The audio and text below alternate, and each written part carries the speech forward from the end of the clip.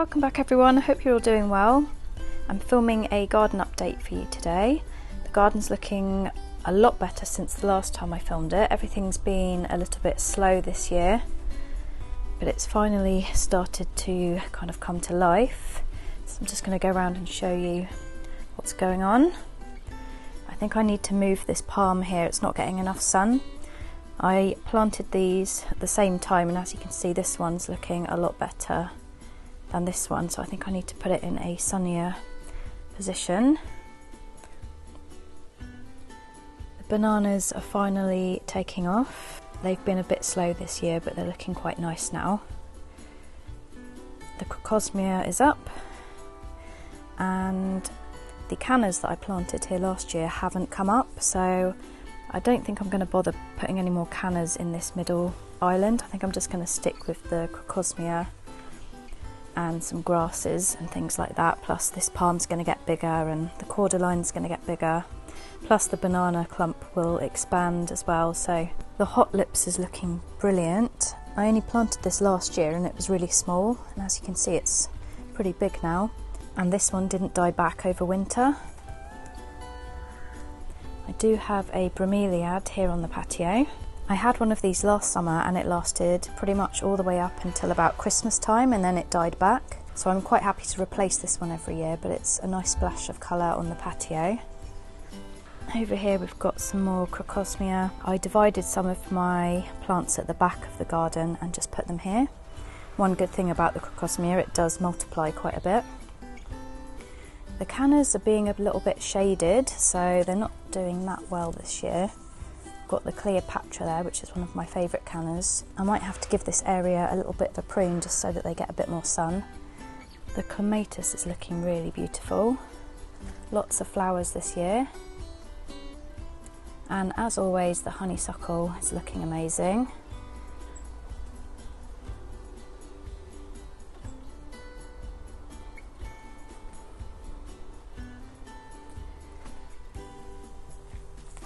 Here we've got my hibiscus, which has gone a little bit floppy. I think it's because it needed some water. I did give the gardener water this morning, but that should perk up. I might have to stake that one because it does get very tall. The pink chinas are a bit behind this year as well. As you can see, they look quite small, but hopefully they'll catch up soon. Here we've got the Canna musifolia, which is quite small at the moment. My bottle brush has gone mad this year. It's huge. No flower buds yet though. Hopefully it'll flower this year. And we've just got some brand new fronds on the tree ferns. Again, these were quite behind this year. My big one at the back is a bit behind that one. They're only just emerging there. But it's quite nice that you can actually see how much it's grown since I bought the tree fern. So I think I bought it 3 years ago.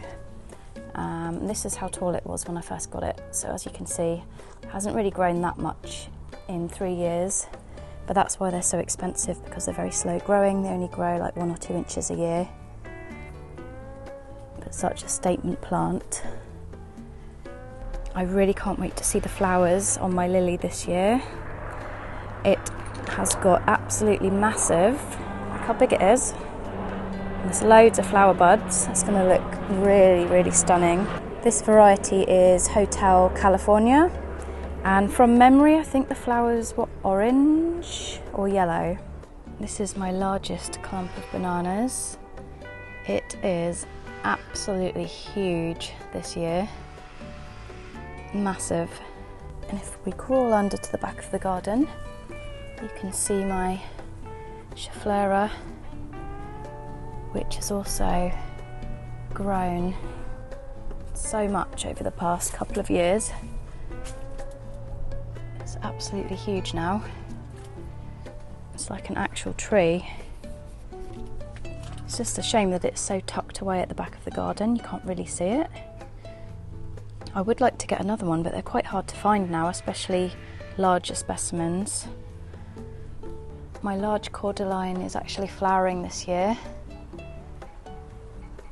This was originally a small rescue plant that I got from a local garden centre, and now it's absolutely massive. So that looks quite happy. The decking's still looking amazing. I do need to give it a sand and another coat of oil, so I'll do that over the next few weeks. Sorry, I just had to stop filming there for a minute. A spider just fell down my top. So over in my shady border, I think this year my hydrangea seemanni, which is an evergreen hydrangea, is going to flower. Pretty sure these look like flower buds. So that's quite exciting. That produces nice white cluster flowers. It didn't flower last year, but it did flower the year before. So that'll be nice. And then the fatsias are all getting quite big now. This one's absolutely huge. It's turning into a proper tree, which is exactly what I want. I think I'm going to get rid of my Japanese cloud tree just because it's kind of so shaded here at the back and it's not looking very happy. I think I need to rehome this one. There's not really enough room for it here, and it could do with being repotted as well. This fern's looking really lovely. This has grown quite a lot. Can't remember which variety this one is. There you go. I'm not going to pronounce that. But this is a really nice bushy fern. Good for a nice shady spot in the garden.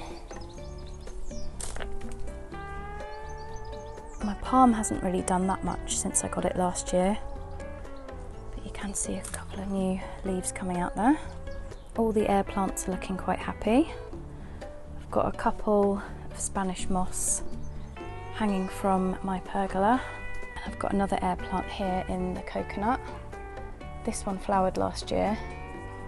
So my honeysuckle dropmore scarlet is doing really well, as it does every year.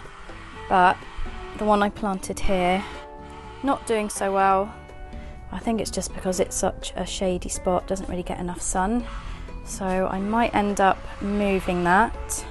These were the pups from the bromeliad last year. I think they're dead, but I just kept them anyway. They might not be dead actually. But yeah, these have been out since last summer. We'll see what happens with those. Again, the cannas are very far behind, but this particular spot now doesn't really get a lot of sun. So I might move these cannas and put something else here. I've got a red Abyssinian there.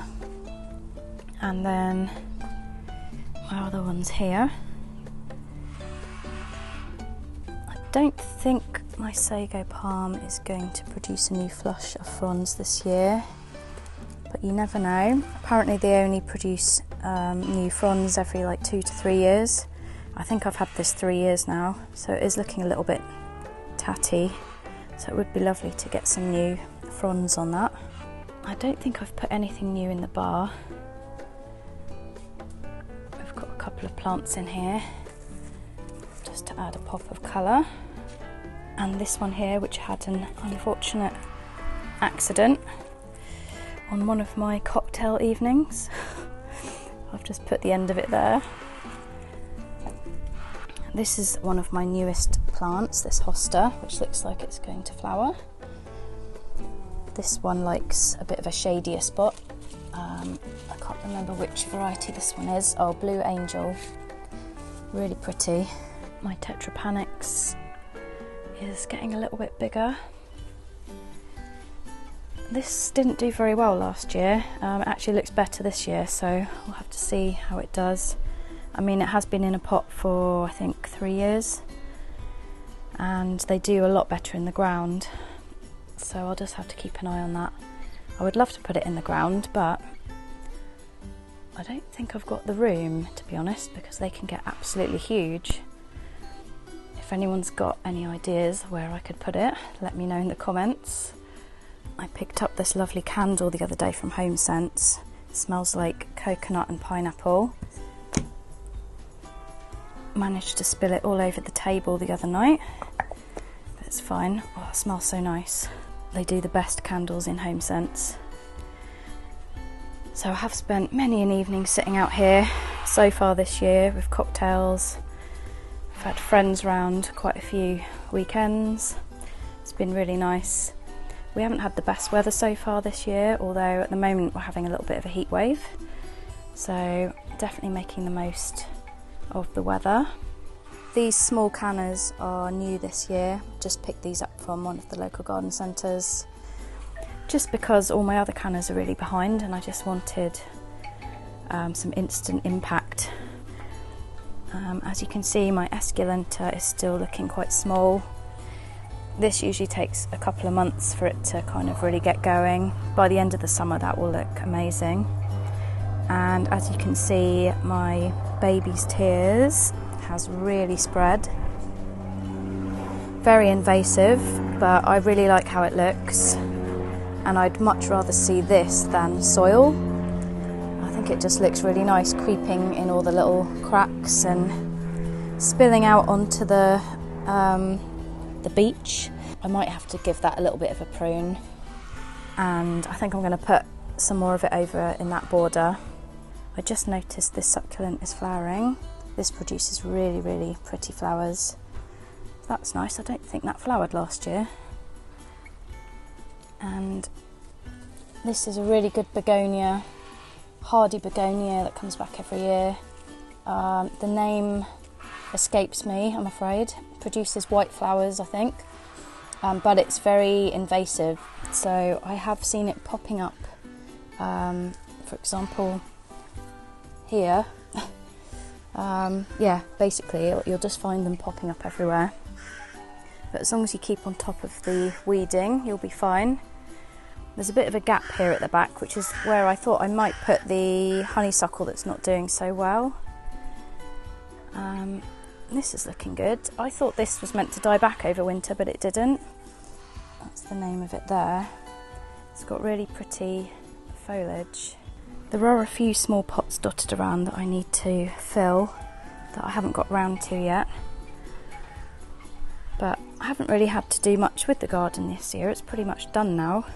It's just a case of keeping on top of the pruning and throwing a few annual plants in each year just for a bit of instant impact. Excuse the noise in the background, I'm not quite sure what's going on. But I thought I'd just give you a little update on how everything's looking, and then I'll do another one a bit later on in the summer. It's all looking pretty nice. And hopefully now that the weather's kind of picked up a bit, everything will kind of start growing a bit quicker. And you never know, the canners might pop up, I don't know. But if they don't, I don't think I'll bother putting any more into that central island. I'll just leave the ones that I've got here in the border. These always come back on this side. And then I'll just pick up a few each year if I need to. Thanks very much for watching. I hope you enjoyed the video. If you've got any questions, leave them below in the comments. Take care everyone, happy gardening, and I'll see you all soon.